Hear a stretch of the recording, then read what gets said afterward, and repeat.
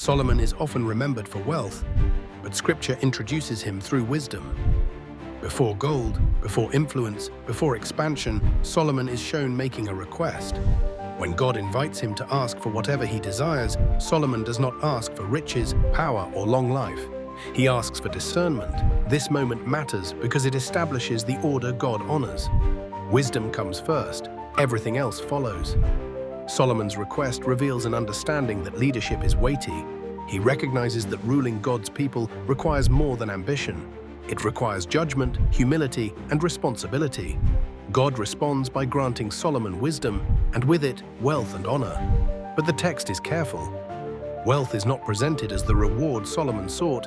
It is described as the outcome of a rightly ordered request. This order is essential for understanding biblical stewardship. In Scripture, stewardship is never driven by desire for increase. It is driven by alignment with God's ways. Solomon's story shows us that wealth grows best when wisdom governs decisions. As Solomon's reign unfolds, Scripture emphasizes organization and structure. His kingdom functions well.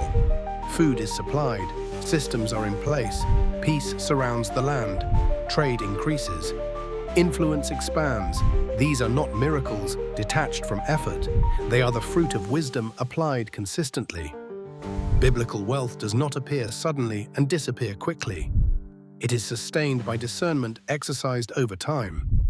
Solomon's enterprise reflects this. His leadership produces stability. His decisions bring order. His wisdom attracts attention from other nations, not because of spectacle, but because of substance. This teaches us that wealth in the Bible is often a byproduct of wisdom faithfully stewarded. Scripture also repeatedly connects wisdom with life and longevity. Proverbs reminds us that wisdom guards the heart, shapes choices, and preserves peace. Wealth without wisdom is never praised. Wisdom without wealth is still honored. This distinction is critical. Solomon's life also carries a warning. Wisdom must continue to be stewarded. When discernment is neglected, abundance becomes dangerous. The Bible does not hide Solomon's later failures, it records them honestly. This is not to discredit wisdom, but to show that wisdom is not a one-time gift. It is a responsibility that must be protected. For anyone entrusted with resources, leadership, or influence, Solomon's story offers clarity.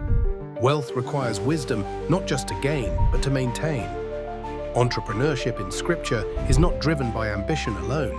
It is guided by discernment, patience, and obedience. Solomon shows us that systems matter, decisions matter, priorities matter. Biblical stewardship is not reactive, it is intentional. Solomon's enterprise flourished because wisdom governed every level of responsibility. From judgment to provision to administration, wisdom shaped outcomes.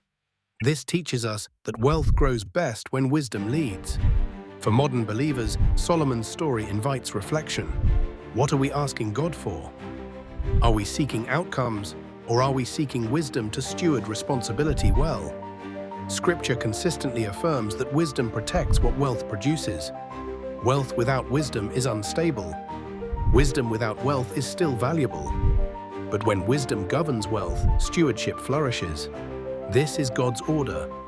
Solomon's story reminds us that lasting wealth is built slowly, guided carefully, and sustained through discernment. Wisdom is not optional in stewardship, it is foundational. This is why Scripture tells us that wisdom is more valuable than riches. This is why wisdom builds wealth that endures.